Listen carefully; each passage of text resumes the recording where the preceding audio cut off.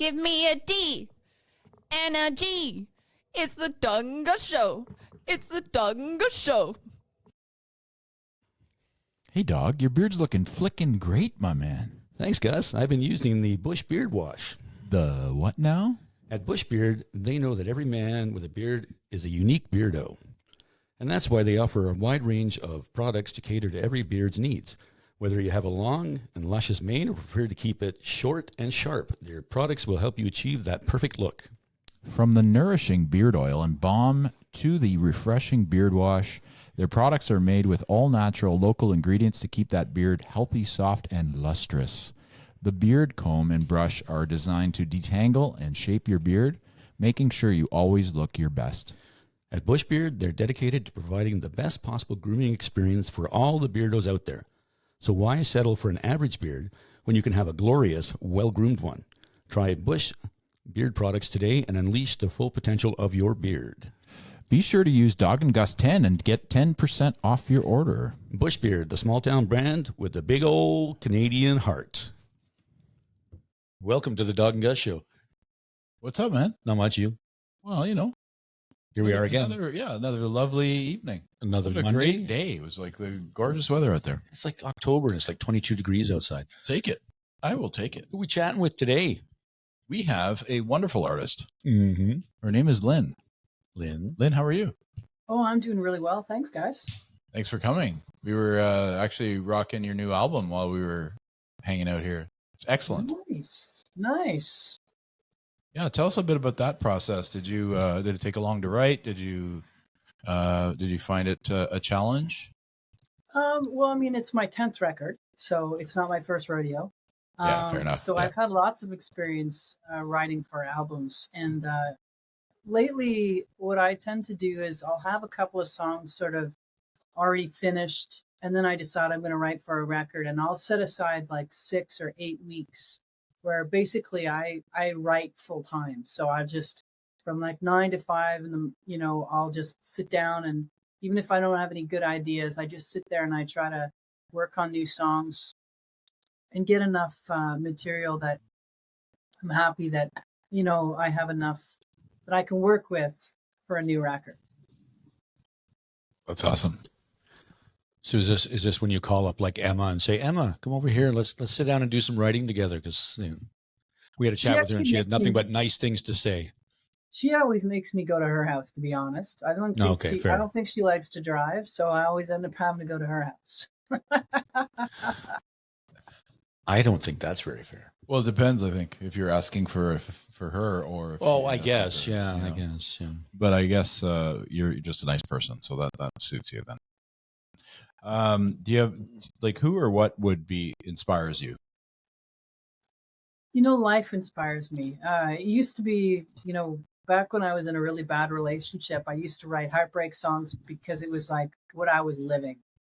And now I've been happily married for a while now, and the guy's very, very nice. So I can't write songs about him. I'm not writing songs about him anymore. So I tend to write either from memory or from other people's experiences, stories that I hear, just everyday kind of living. And that just kind of ekes its way into my own writing. And it's really based on experience. Yeah, that's great. That's kind of tends to be the answer, although the heartbreak always tends to bring great art. Would you agree? Well, that's the thing, right? Great art comes from great pain. And people talk to me say that to me all the time, like, how do you write such sad songs when you're happy? Well, that's easy enough. I can reach back into my past. It's like an inch behind me all the time, and I just reach in behind and pull from my own experiences from the past, and it's not hard to do. Yeah. Sorry, I just want to jump on that part. Would you say that your longevity in the industry and making music and experience, does that really valuable now, because you kind of have, like you said, that's your 10th record, so you have put a few behind you, and also you've been able to have new life experiences and to grow on that. Does it change anything, or is it still a challenge? Is there some excitement when you're doing it still? Well, I think for me, it's always exciting to write new songs. I mean, it's my favorite part of my job is the songwriting. You know, I make my living by touring. So I'm a performing songwriter. And, you know, that's a pretty grueling job. It's a lot of travel, a lot of miles, a lot of being tired. I love the 2 hours on stage. It's the best, you know, it's the best 2 hours that you're going to spend.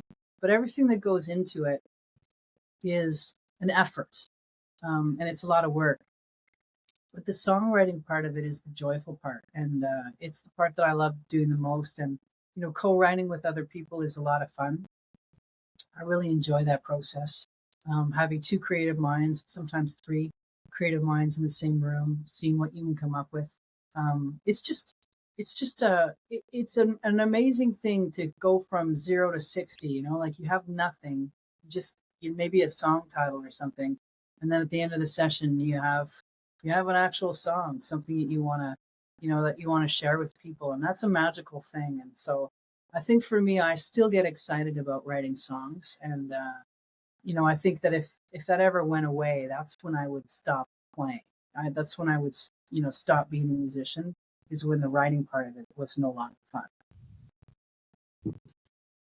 Now can't you just come back from a tour out west? Is that what I was reading right?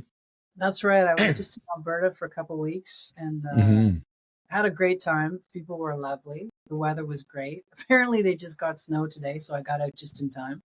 But it was, you know, it's always such a nice experience being in Alberta, because the people out there really like the style of music that I play, which is Americana, which is it's a mix, you know, between folk and country and blues. And there's a real appetite for it out there, similar to what I see in Europe. And it's just nice to sort of be in an environment where, you know, people are really appreciative of the kind of music that you're playing. Not that I don't get that other places as well, but I find it in Canada, it's exceptionally strong in Alberta. So it's always fun to tour in Alberta. And how many shows did you do out there? I saw you were in Red Deer, and you're in Lethbridge. I didn't play in Lethbridge. No, I did play. I did play I did play in Red Deer. I had a total of 9 shows. Cool. So it was over about a 2-week period, and then I drove. I flew out with the guitar player, and then I drove home with my husband, who had driven out to meet me. And we've got family out there, so we hung out with them for a few days, and then we did a huge trek home for over 3 days from Medicine Hat. But the weather was gorgeous, and the colors going through Northern Ontario was amazing. I bet. Like, it's such a beautiful country. You forget about how we could have 21 degrees today and it's snowing there. Yeah, seriously. I've told people, like, when I was abroad, like traveling or something, and they said, like, you've ever been, you know, do you go to Vancouver like every couple of weeks, or do you do this? And I'm like, no, I live in Ottawa. It's actually shorter for me to fly here to London than it is to fly to British Columbia. So that's they always are shocked about the size, but it's crazy. It's huge. Yeah, we've had a whole bunch of people. It is bigger than you think. Yeah, exactly. And especially I would suspect that someone like yourself, who's a touring artist, you see a lot of it. So it's great to take in a lot of the Canadiana that's different everywhere, right? Yeah, I mean, I've been coast to coast, and I've been up to the territory as well. I've been to the Yukon once, and I've seen a lot of the country. And honestly, it's a beautiful country. We're very, very lucky. I like touring in Europe and the UK as well, but the space it's not as big, right? So the space is more constricted, and so you have more people, smaller areas, and it's more congested, and so you sort of feel like there's other people all the time, you know, in your space. And you don't get that sense, especially not when you're driving through Northern Ontario. It's like there's nobody for miles. It's awesome. Exactly. No. Or the prairies. You're just like, all you see is road. Yeah, exactly. Flat road. Yeah, exactly. Driven across Canada a few times. So, yeah. What's been your biggest career highlight so far? So that's a tough question to ask or to answer. because it's easy to sort of point to some kind of performance thing and say, well, I was playing this such and such a, such and such a festival or something like that. But I think for me, it's more the little things. It's the consistency of, audiences who appreciate what I do. I think that is probably it's going to sound kind of weird, but the highlight for me is the fact that it's still happening. People are still interested in listening to my music, and they're still coming up to me after shows and saying, I listen to your music, when I'm happy or when I'm sad, to get me through a tough time or to make me feel good. It's all these different emotions that people have when they listen to my music, and it's a real privilege to get to play music for a living. And I feel very lucky that, people are still interested in listening to it after I've been doing this for like 20 years. So it's kind of amazing. It is, I bet. So you sing in both our official languages, English and French. I have a song. I wrote one song in French. I wrote that with a bass player from Winnipeg, and that was a big challenge for me because French is my second language, and it's a lot easier to come up with lyrics in English than it is in French. It was a lot more of a challenge, but I really enjoyed it. It was a lot of fun for me to do that, and I do occasionally I will sing in French, and I do love it. It's a beautiful language. It's got such poetry to it, it just sounds so poetic all the time, regardless of the words. So I do love it. It's awesome.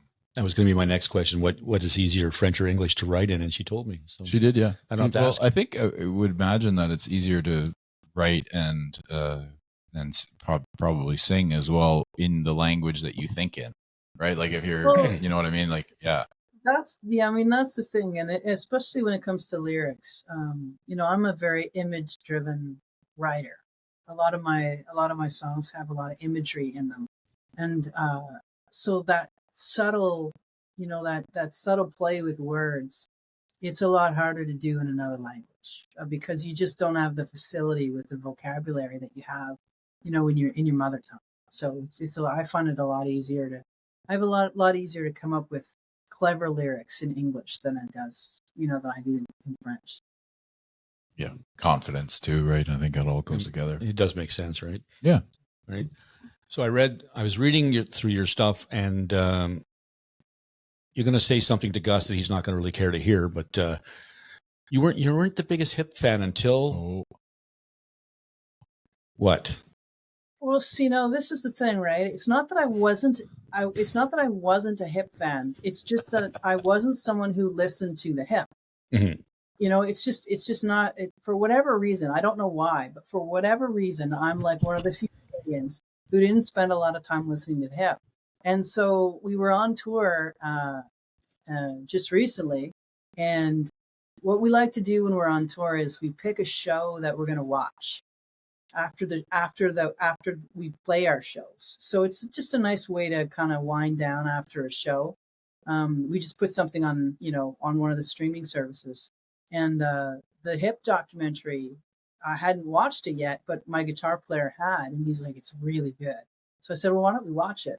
And honestly, watching it, I just was like, I can't believe that I didn't, I haven't spent years listening to the hip, because the poetry, the musicianship, like, it was just amazing. I was like, oh my gosh, this band is so unbelievably good. How was I so not aware of this? I mean, I was aware of songs like everybody's aware of their songs, but I haven't, I hadn't spent a lot of time deep diving, and it was just like, Gord Downie is a genius. Like, it was ridiculous. I mean, it was so good. And that documentary was so well done. I have to say, like, for a music documentary, it was exceptional. I was bawling my eyes out. Oh, I bet I was too.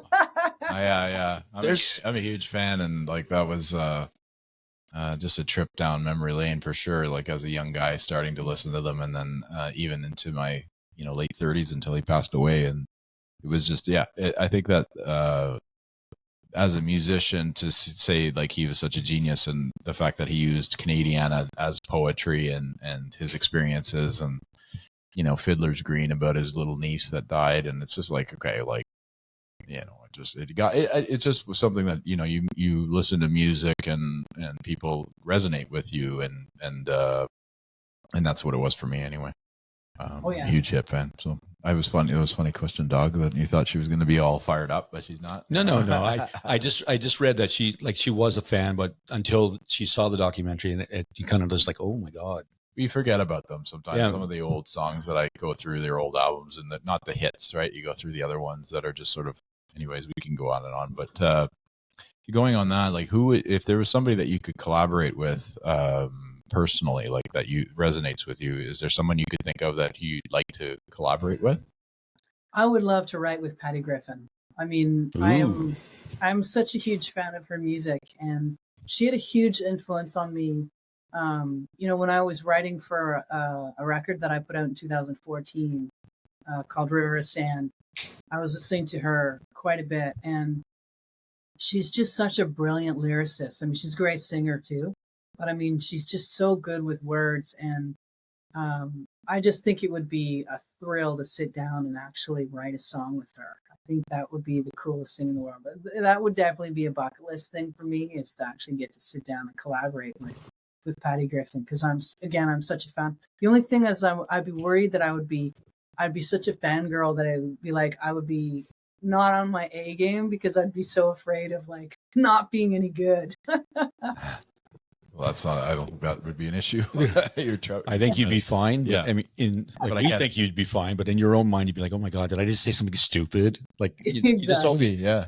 No, but you're always thinking that, right? When you meet people that you idolize, and you go, "Okay, be careful what you say. Don't be too," and then Yeah, exactly. And then everything's fine because it's the nicest person you ever met. Yeah, usually, yeah. Usually when you meet your heroes, it usually turns okay. out that way. It's okay, but sometimes it isn't, I guess. But you never know. You don't. Okay, so that's scratch. So the influence is off because you did that for me too. I like that you're doing your list while we're live, of course. You know. I'm not doing my list. It's written down here. Stop it. I have to ask you, is ice cream lonely in November? Oh. You know, when I was coming up with the title for that song, and you know, I ended up calling the entire record that. I was thinking, like, I was trying to think to myself, like, what is the loneliest image that you can think of? And, you know, I'm thinking, you know, we live in Canada, and an ice cream stand in November in Canada has to be the loneliest thing on the planet, because no one is buying ice cream in November, and not at an ice cream stand anyways. And so I just had this image in my head, and I was looking for like I wanted this incredibly lonely thing, and I thought, ice cream stand in November, it's got to be pretty lonely. And it was funny because I was on tour in the UK, and it was April, but it was cold. It was like ridiculously cold. We did not have the right clothes at all. We were freezing the whole time. And this guy was standing outside a venue, so we had left our gear overnight.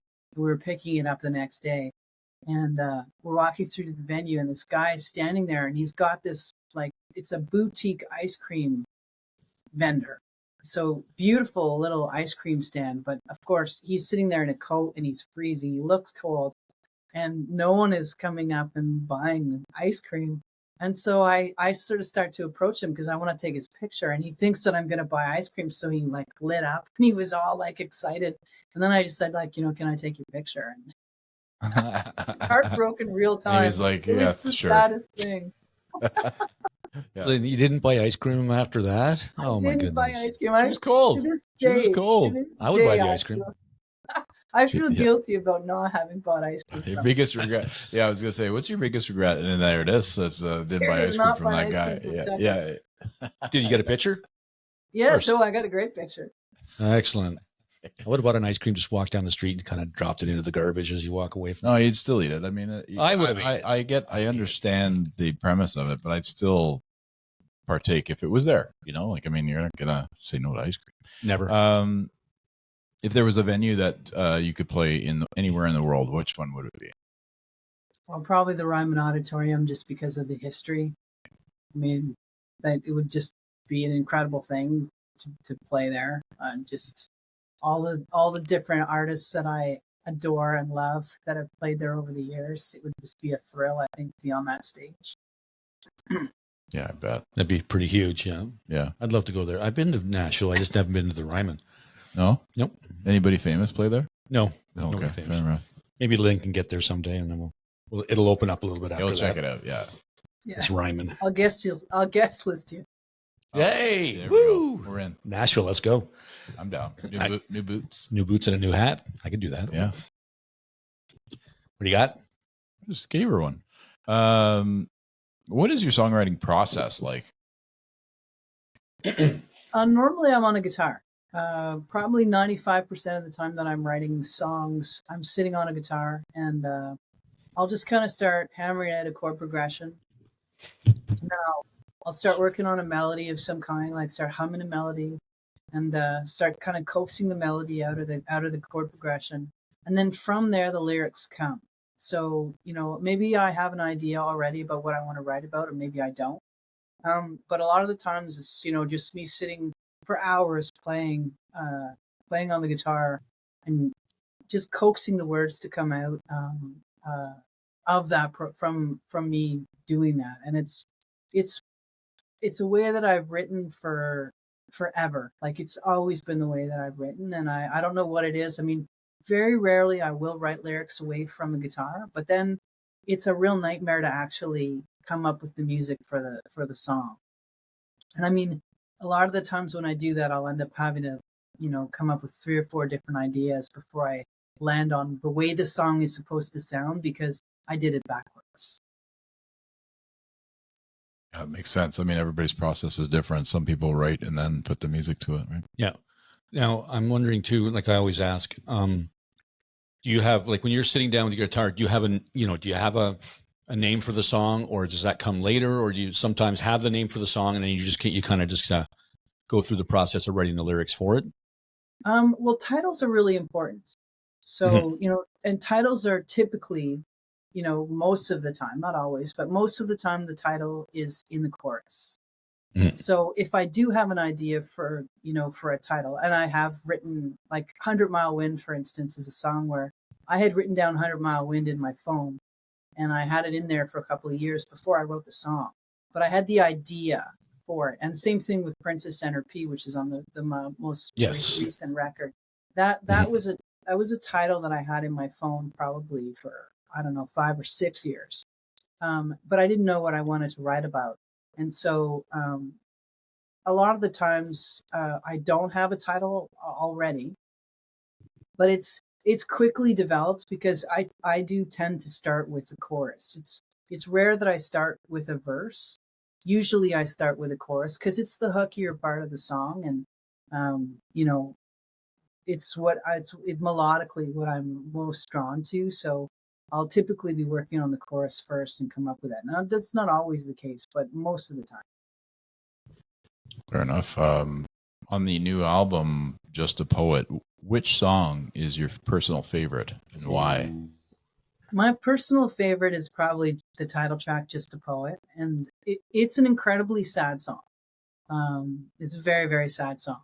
But I just think that the lyrics, like the some of the lines in it are just really good. I mean, it sounds always strange for an artist to say a song of theirs is good, but I mean, from a songwriting perspective, just drawing on my own experience and being able to objectively assess a song, there's some really killer lines in that tune that I'm really proud of, and I have no idea where they came from. They just came from nowhere. And so I mean, the reason I chose it as the title track for the record is because I thought it was the song that most reflected what I wanted to say. Even though it's a ballad, it's not an up-tempo song. But I didn't care because I thought, well, this is what I want to be. This is the message that I want to be the most important and the most amplified. So it's going to be the title track. Cool. I like that. I like that song too. When you're thinking of your album covers, do you go through the same process as well? Because it's important to, you don't just want to have your name and your face and your name on it. You kind of want different imagery to go along with the songs. Well, I worked with Mark Odette to come up with that idea for the cover. So we were using the lyrics from Just a Poet as the inspiration for the cover work, and I kind of had this idea that I wanted a boat. I wanted a boat in the cover, and we went through several iterations before we kind of settled on something that worked. That I thought really worked. And like the oar in the boat is an actual pen. It's not an oar, it's a pen. Like there were just little tiny little details, that we really worked through, so that it would reflect, the body of that song. But he's a great artist. I mean, I love working with Mark. He's very talented. He's a brilliant designer. So if you do have like a rough idea of something, he can make it. He can just make it sing. It's amazing how he can take a concept and make it look fantastic. Yeah, that's a art that I don't have. Yeah, it's a talent I've never had. What would you say is the best advice and worst advice you've received over the years as a musician? I don't tend to listen to too much advice. That's probably, and I don't know whether that's a good thing or a bad thing, but I think it's a good thing. I mean, I'll if someone has an opinion about something, I mean, I'll certainly sit down and I'll listen to the words, but I filter my own, I filter through my own judgment, because I think everybody's experience is very unique. Like people will tell you what you need to do. Like you need to showcase, you need to do this, you need to do that, you need to get a publicist, you need to really focus on streaming or something. Like whatever it is people are telling you to do. But it doesn't work for, there's no formula to being a musician. And especially not in the genre that I work in. It's not mainstream music. So there is no formula. And a lot of the success that I've had over the years is because of the connection that I make to people. And you can't really fake that. It's got to be genuine, because when people come to my shows and they hear me talking in between songs, and then I'm singing these songs, they have to believe that I believe what I'm saying. And being really authentic is a huge part of what I do. And so I'll listen to what people have to say in terms of what I should or shouldn't do. But for the most part, I make my own decisions, for good or for better or for worse. Yeah, it seems to have worked for you. Well, you're doing it for 20 years, and so you're doing pretty good. I mean, the albums, 10 albums in 20 years, that's not a bad stretch. Yeah, it seems like the really consistent output of quality product, right? Like as an artist, I mean, to do one every 2 years seems like a really good template. Would you agree? Yeah, well, I mean, that's kind of been my cycle. There have been periods where there's been a little bit more time than that. Like when I quit drinking in 2011, and so there was a bigger gap in between that previous record and the River of Sand that came out in 2014. And it's because as a human being, I really had to get my shit together. Like I really had to straighten up myself and figure a lot of things out. And so it took me a while to get back into being able to write, because I couldn't write for a long time. But I think that it's also, you can see, in terms of my body of work, there is such a huge difference between Once the Sun Goes Down and River of Sand in terms of my writing. And it became less about me writing from first person pain, and it became more about me writing from observation. And I think there's, you can really see where that change occurred. And, so that time, that extra time that it took for me to get back to writing was really important to my own development as a songwriter. Yeah. I'm also sober, so I wouldn't mind. Do you find if I ask you a question about your sobriety? Not Just at all. so I found when I got sober, it was the best thing I've ever done for myself. Would you agree that that's the best thing you've ever done for yourself? Oh, absolutely. I mean, it was absolutely the best thing I ever did. I was somebody who was in a lot of pain, and that's why I drank. And Same. part of getting sober is addressing the issues around why you drink. And so, going through that process and actually looking at, my own development as a person, and really trying to address some of these big issues, made such a huge difference in my life. I mean, I'm in a healthy relationship now. I was in a very unhealthy relationship prior to that, when I was drinking. And it's because you make bad decisions. Every decision that you make is usually, based on faulty judgment. And so, my clarity really increased to such a degree that I think, the whole quality of my life really improved just from getting sober. Yeah, dealing with the issue and issues was big for me too. I find I'm really present with people. I think that I remember just going to an event or whatever, and my first thought was, where's the booze, and where can I get another one? And it's now I'm very much here. And I think that's my little thing about sobriety anyway. Yeah. I feel like it'd be really tough, like for what you do for a living. You're in bars every night, well, not every night, but you're surrounded by it constantly. So you're just to be able to say, no, because neither one of us drink. Like I have my own reasons, like mine aren't as serious as your guys's, but yeah, we talk to guys, like we talk to people who have done it. I know we got a young man in a band that we really like here that stopped playing because it was so much of a problem for him, and he doesn't know how to deal with it because he's so young, right? He just thinks, well, yeah, we go out, we party, we get drunk, and we play music, right? And then he's realizing now that it's like, I don't want to do that. And he doesn't have the life experience to say, you know what, guys, I'm still going to play, but I'm not going to have that beer. So thank you. I don't want that shot. I don't want this. Please just let me play my music. I don't think he's gotten to that point yet. Well, it's a big part of the industry, like, Mm-hmm.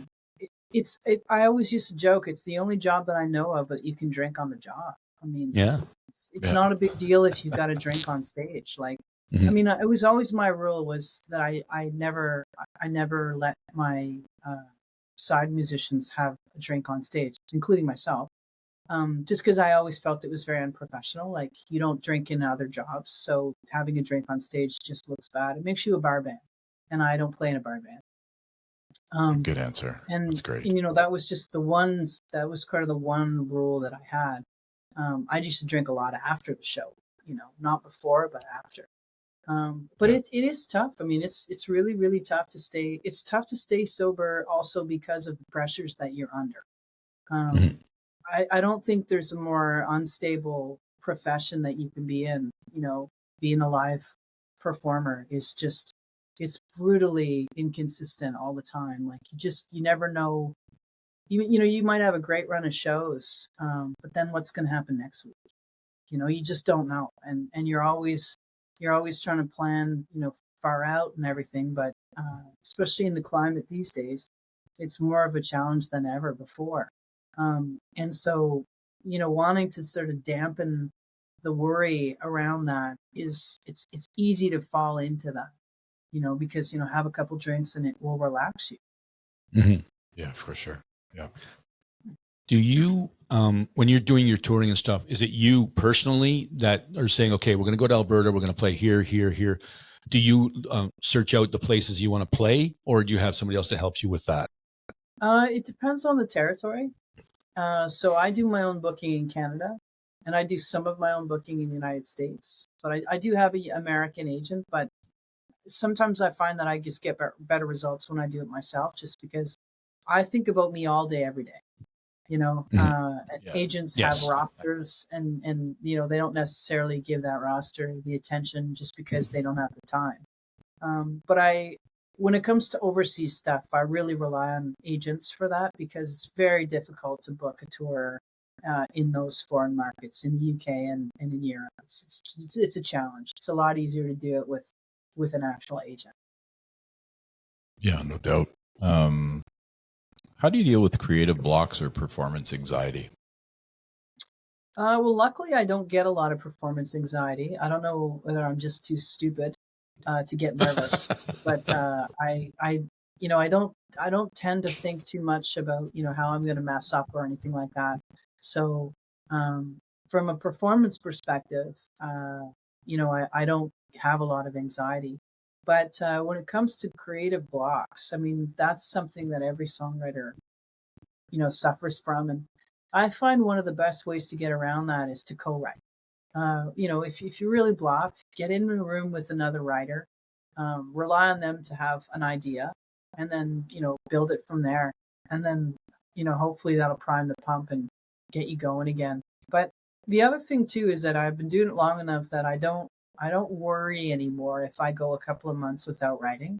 I used to worry about it, like, what if I don't have any more songs? What if I've written my last song? I mean, I've been through it a bunch of times now, and so, there's always another song. Sometimes you have to wait a while for it to come. Yeah, that's fair. That's good. Any young listeners out there should just listen to that right there. That's some sage advice right there for sure. Do you have with all the touring that you've done, Lynn, do you have a favorite venue that you like to play? I know we talked about the Ryman, but I mean, a favorite venue that you have played. It's tough to pick one in particular, just because, there's so many different venues, and you love them for different reasons. Like I just played Festival of Small Halls this weekend. They were small little venues, and the people were so nice. They were so nice. And I played Harmony concerts, which I've played probably 5 or 6 times now. And, they always treat me so nicely. And, how could it not be a good time? So I had a great weekend. Had a lovely, lovely time, just with people being so incredibly supportive. But then, is it because a venue is big? Is it because it's big that it's the best venue? Well, not always, because sometimes, you don't have the experience that you think you're going to have, at a big festival or something, because it's over in a minute, and, you don't get close to people. So there's not that personal connection that you sometimes experience at smaller venues. So it's really tough for me to pick, like a specific place. And, that's my favorite place in the entire world to go to. Plus, I'm going to offend so many people if I pick one. Yes, you will. And that's what we're trying for. It's very teasing, very democratic answer, but I like it. No, because I did read that she does like to play the Redbird, so that's why I kind of said it. But it's just nice. I do. It's nice. The Redbird is a great venue, and you know what Jeff's started up there is just fantastic. It's exactly what Ottawa needed. Yes, I agree. Going on Ottawa, like, do you find that there's a lot more good young artists coming up, and the appetite for live music is there again? And do you think that Ottawa isn't headed in the right direction as far as that? I think Ottawa has a very good live scene, a better scene than people give it credit for. And there's lots of places to play, and there's lots of bands and lots of young artists and different artists from different places in their career that are, playing on a regular basis in a city. It's got 1 million people, so there's a big solid audience base to draw from. We've got a couple of really great festivals as well. So there's a lot of really good things that are going on in Ottawa, and I think sometimes it gets a bad rap, No, we know all about that. We agree. Yeah, that people kind of pass by Ottawa. It's like, you know what, we're pretty good here. Pretty good. We got some really amazing talent. Yeah, that's true. Do you find, Lynn, because you're like folk country / is that the mentality? Like, you like to play smaller venues so you can get to talk to people and like, and actually have that conversation instead of, looking out at, like, say 60,000 people and going, oh, okay, well, we're here. I mean, every experience has its benefits. Like, playing in front of 60,000 people is awesome because you're playing in front of 60,000 people. There's 60,000 people that are listening to your music. So I don't think there's one that I prefer over the other. In terms of the connection, obviously the smaller venues, I really enjoy them. But in terms of getting my music out there, like from a business perspective, the bigger the venue, the better, because obviously there's more people that are going to hear me and going to get to know my music. Yeah, for sure. If the fans come to a live show, what can they expect? They can expect a lot. They're gonna laugh. They're gonna cry. I hope to make somebody cry at least once during the show. But I like to try to be funny. You know, I try to be funny between the songs, just because I feel like humor is a release. So it gives, it sort of lets off some of the pressure that gets built up from a really intense song. So I think, you know, people will be pleasantly surprised at the range of emotions that they will feel at a Lynne Hanson show. Love that. Cool. Do you think a lot about your playlists before you change them, or is it just like when you were out west? Was it the same playlist in the 9 shows that you played, or did you switch it up a little bit? I'll typically I'll set a set list and then I'll stick with it. But I just changed that set list up to put in a few older tunes because I've had people requesting older songs, and so I put a few older ones back in just to shake it up a bit. Nice. And how does that work for you when you haven't played that song in so long? It's like, oh man, I haven't played this song in 8 years. It's a challenge. Yeah. To remember a song that you haven't played in a long time is like, it's terrifying actually, because it's like, oh my God, if I'm going to forget, I'm going to forget the lyrics, especially the lyrics. It's the lyrics that I'm going to forget, not the music. Right. Yeah, but it can be pretty terrifying. So, you know, and then it doesn't matter how many times you practice it at home. It's just not the same as playing it on stage. Mm-hmm. Mm-hmm. It's funny how that works. Yeah. Interesting. Yeah. What do you like to do in your free time outside of music? I like to watch sports. I'm a weirdo. I love watching sports. I like, especially like NFL football. I watch, like, I absolutely like tonight. I'm going to watch Monday Night Football. There's 2 games. I'm a big sports guy, so I'm really looking forward to it. Yeah. Do you have a favorite team? Yeah, the Buffalo Bills, and I was very bummed because yesterday I was playing a matinee, so I missed the game. Oh no! And I'm not one of those people. I will never watch a game after it's been played. Like, I don't record a game and watch it. It's like it's got to be in real time. It's live is live. So it's like, oh, it's such a drag. I missed that game, but always, of course, you know, I'm going to play music first. I mean, it's the most important thing. But you got to get paid. Yeah, exactly. That's funny. That's good that you like sports. Do you like Olympics? Do you get into that too? I watched some of the Olympics this summer, and I surprisingly found it entertaining. I watched the rugby sevens, which I found fascinating. Oh, it's best. It's crazy. I was so afraid of those women. I mean, I would not want to meet any of them. They seem so incredibly quite scary. It just, oh my God, just the speed when they. Well, it's 7 on 7, 7 minutes. It's crazy. And they're not like they're not bigger than I am. They're just like way stronger than me. So they terrified me. But I also liked watching the 3x3, the basketball. That was fun. Yes. Too. Yeah, I enjoyed that. I was watching a lot of the swimming too because of Summer McIntosh. Being that she's like 17 and yeah, it was fun to see. Unbelievable. Yeah, it's fun to watch that. She's only going to get better too, which is crazy. God, I think about what I was doing at 17, and she's like winning gold medals. It's incredible. Seriously, right? Yeah, exactly. Yeah. Just trying to finish up high school. I got my driver's license. I finished high school. Do listeners take away different things from your songs than you intended? Sometimes. Yeah, sometimes. Sometimes they think they're about very different things than what I wrote about them. But for the most part, I mean, they're not difficult to understand. I mean, I don't write complicated lyrics.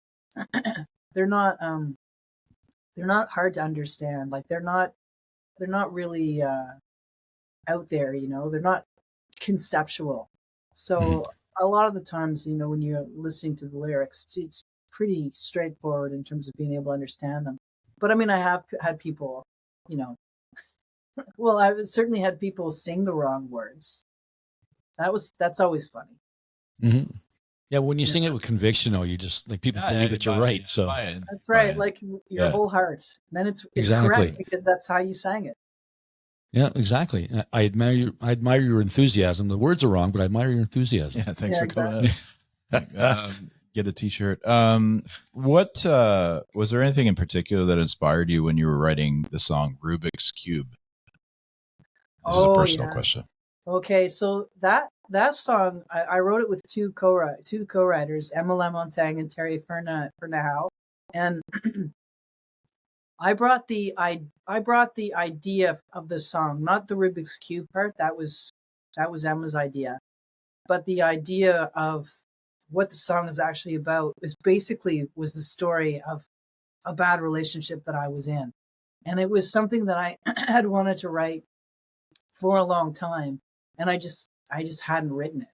And so I started explaining what had happened. And that's the song that we wrote. It was pretty cathartic.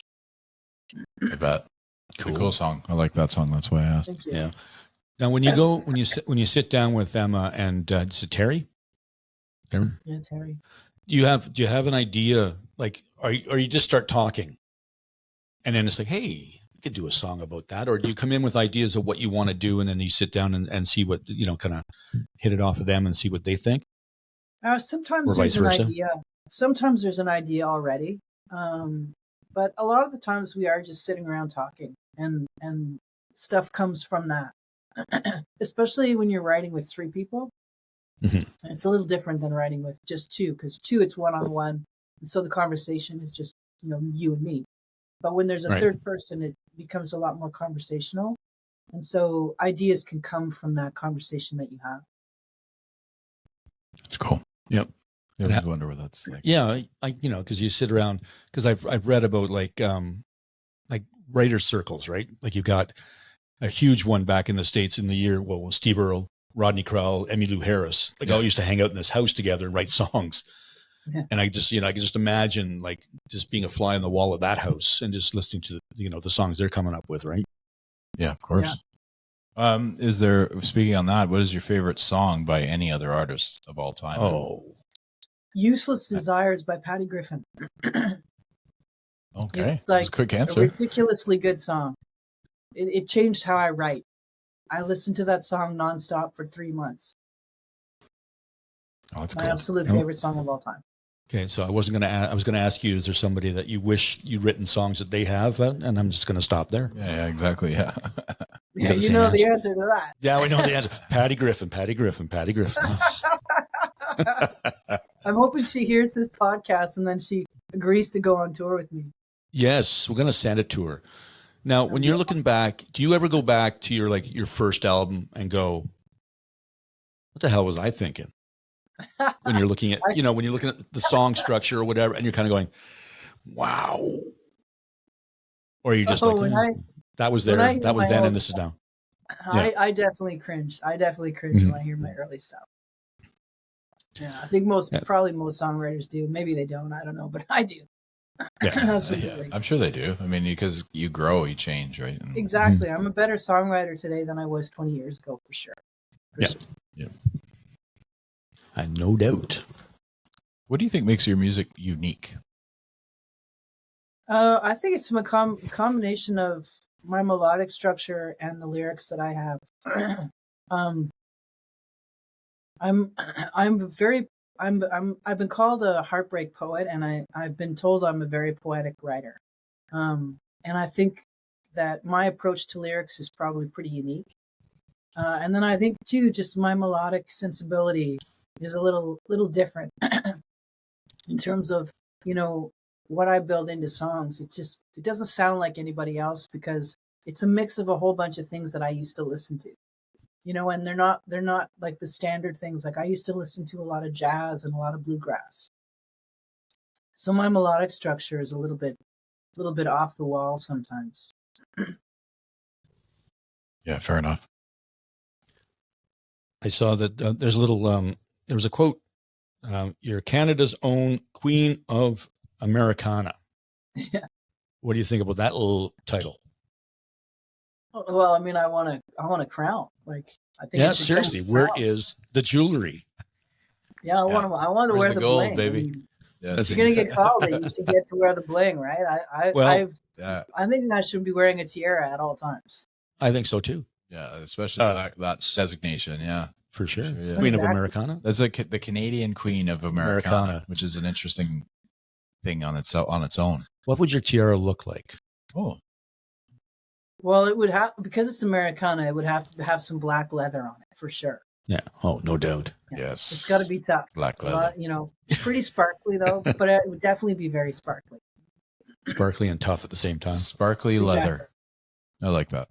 When did you start taking music seriously? When I started playing with another song, my ex, basically, he's a really good jazz guitar player who decided to be a songwriter for a while. And I used to play rhythm guitar and sing with him. But it really taught me how to be a musician. So it taught me how to be on stage, but it also taught me the business side of things. And when I came out of that, when we split up, I started writing my own stuff. And that's when I started to really take music seriously, because it was like I started to get a little bit of attention. And I realized that, hey, like, apparently I don't suck as a songwriter. Maybe I could actually do this. And it just kind of took off from there. So it was after that little, I would almost call it an apprenticeship, that I took things seriously after I came out the other side of that. Yeah, I bet. Now, when you're playing your live shows, do you incorporate any covers, or is it all just your original material? Oh, I'm too lazy to learn covers. Very good. Yeah, just not me. even a Patty This is my Griffin stuff. song. No, I wouldn't even attempt it. She's such a good singer. Holy. Nah. I don't know that I could do a song of hers justice. It would never, to my ears, it would never sound good enough. Hear that? Yeah, that's probably fair.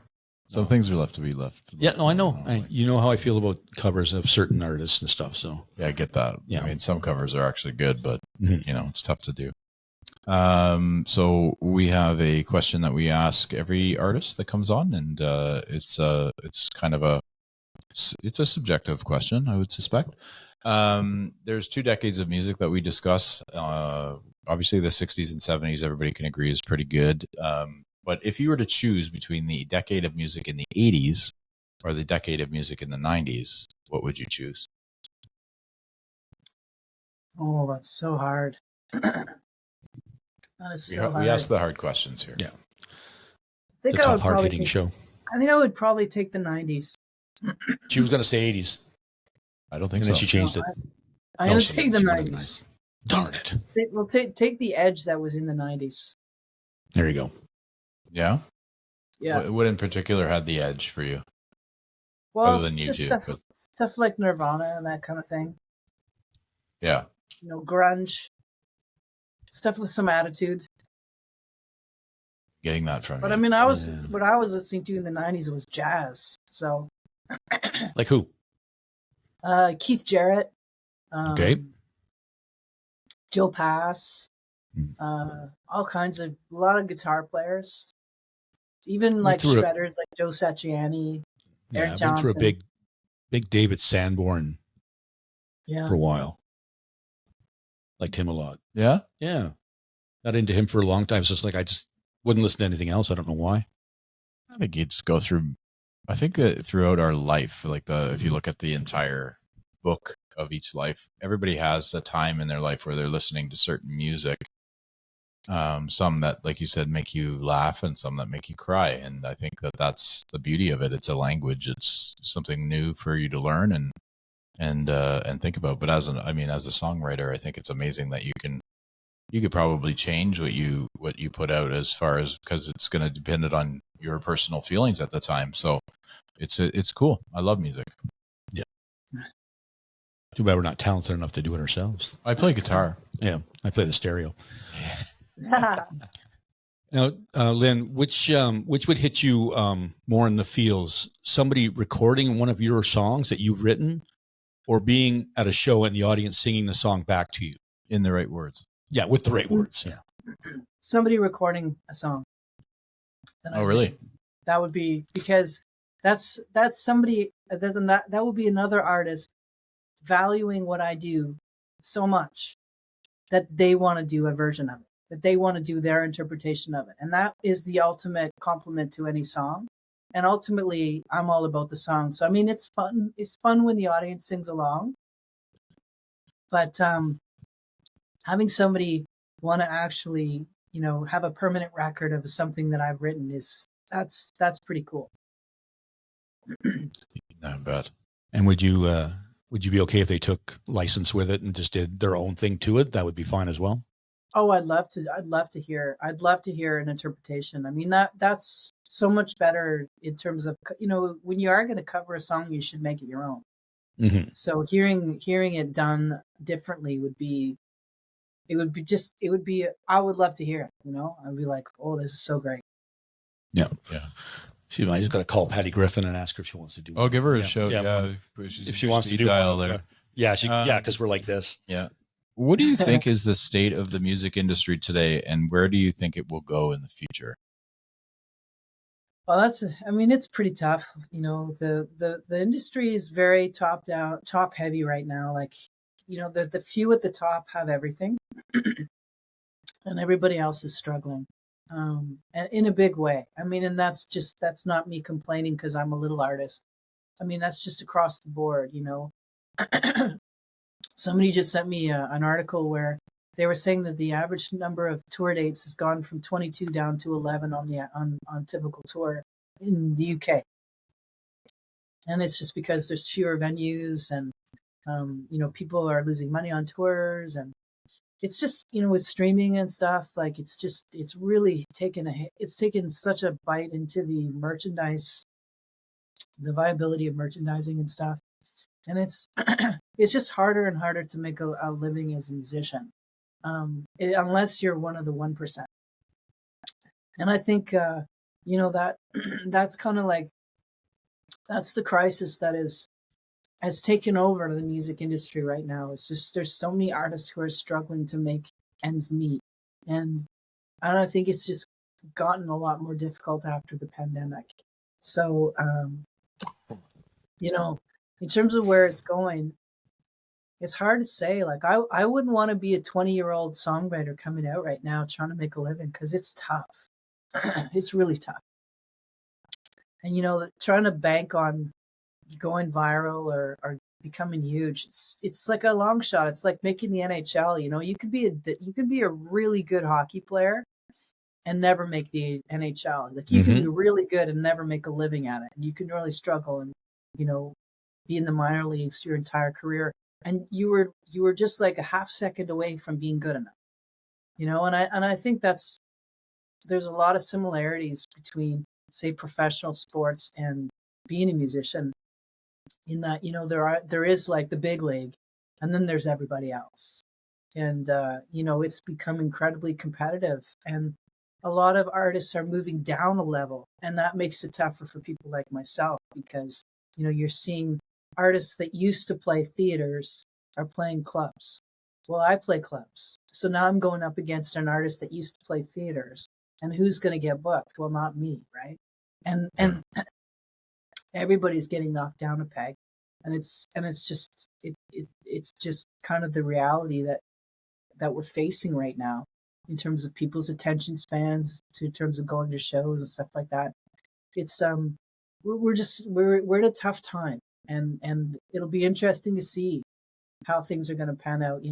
I don't think there's been enough time between the pandemic and now in terms of audience, getting back out to see live shows.